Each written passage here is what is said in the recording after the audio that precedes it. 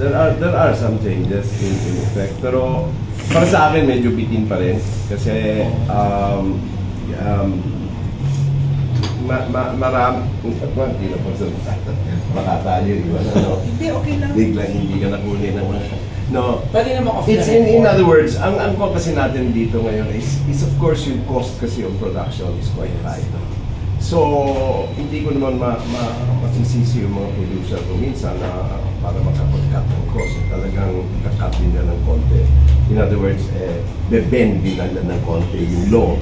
Di ba? Na hindi naman sapilitan. Hindi naman sapilitan. Sasabihin ka na sa tatanungin ka kung pwede mo gawin ito. Compromise. Siyempre, ikaw naman as an artist, gusto mo rin matapos na yung ginagawa mo unless talaga pagod ka na. And then you stop. But gaya ko, senior citizen, mas kwan sila, mas may consideration, iingat para sa atin. Consideration. So, pag naglalakad lang ako ng konti, meron nakatid akong katabi.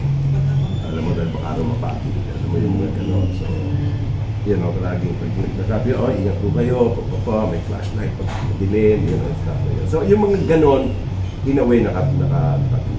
Pero, like, hours of work, medyo kuwan pa rin. Pero yun na nga, dahil nga, hindi naman pa umaga. Wala na yun. Wala na. Ating wala na yun. Pero nadadagdagan lang ng konti yung dapat na yun. Madadagdagan. Ako may alam. Ano Miss Carnegie? Hindi ako pwedeng magsalita. May mga alam akong shows na Sunrise to sunrise. Tuhog-tuhog. hanggang alas 4. Exclusive ka namin. Naku, alam namin ito sa show galing ha. Hindi sa akin, Hindi pero sa- nagsusumbong lang sa akin.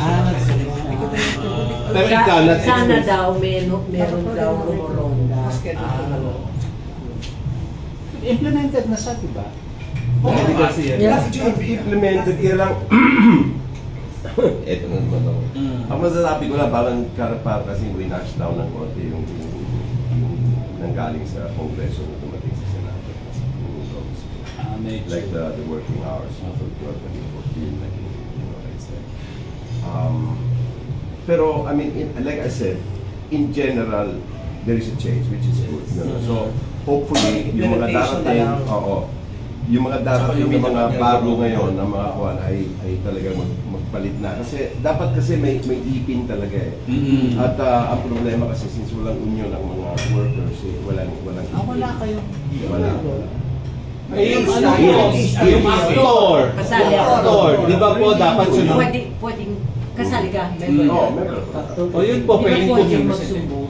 Pwede ka magsumbong nga, pero yan ang point ko is wala kang ipin kasi wala tayong legal identity to fight to do anything about it on the legal basis. So, puro pakiusap. And of course, tayo, mabilis ang Pinoy kasi bigay, di ba? Usapin, at ayoko, ako lalo na ayoko ng confrontation as much as possible.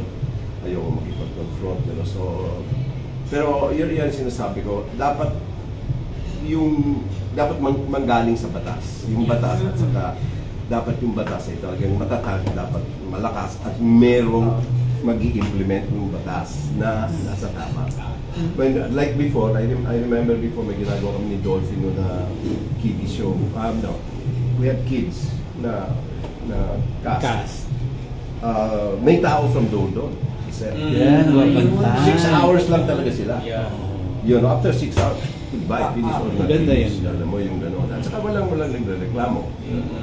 Kasi hindi nanggagaling sabi ko, hindi nanggagaling sa nanay o sa tatay. Yung nagsabi, uwi na kami. Kasi pag gano'n, blacklisted ka na. Dolly kasi yun. Dolly ang nagsalita, oops! Wala sila magawa. Yung follow. Saka bumibisit kasi talaga ang Sobra Dolly. naman yata yung 6 hours. Kasi alam mo, nalulungkot yung mga artistang bata. So, ang nangyayari, tinatanggal sila sa eksena. Karamihan. So dapat luwagan. Mamaya off the record ka namin kung anong show yung sinasabi mo. Off the record naman mamaya, Miss Barbie. Hindi, pero ako ang wish ko, yun nga merong Dolly na nag-iipot. Yung 16, hindi 16, yung 14 hours masunod. Yes. Pero wag naman 6 yung sa bata. Lugi, no? Lugi. Gusto mga bata magtrabaho. Speaking Ako, of, Ano po? Sige po ba? gaya yung sinabi ko dati, kasi pinapalabas nila dati, gusto nila 8 hours lang yung working. Sabi ko, hindi naman pwede. You know, I mean, I don't mind working 12 hours actually. You know, pero we keep it at 12 hours. So medyo nakuha na ko noon, dinagdag ko dalawang oras. Kasi, ang problema po kasi, yung bilang ng oras ay yung pagdating namin sa set. So hindi kasama yung pag-alis ko sa bahay. Yes. Eh kung magbabiyahe ako ng isang oras, Traffic ka. Tapos idadagdag mo yung 3 oras na yung nabiyahe sa 40, hindi naging 17 hours na yun. Saka yung tenga. So yun ang sinasabi ko, ito yung mga nitty-gritty na hindi masyado nabigyan ng pansin. Alam mo, na-hopefully. Go ahead. Kasi I want to say something. I was in Indonesia, Jakarta, kasama ko yung Asian Television Awards. And then I was with the other countries' producers, directors. And then they said, that I found out that our 14th, what's that, the Eddie Garcia law is kind of very restricted. Sila wala sa at ibang country. Lalo na Korea, wala. So, I guess we're not becoming... No, this is the other countries' point of view. I have nothing against it. Or just saying lang.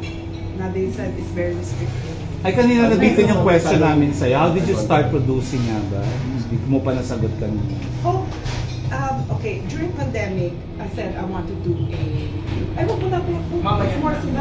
Hindi, kaprasa lang to let people know na how you start producing. Oo. What was your business ba before? I'm a, talagang business person.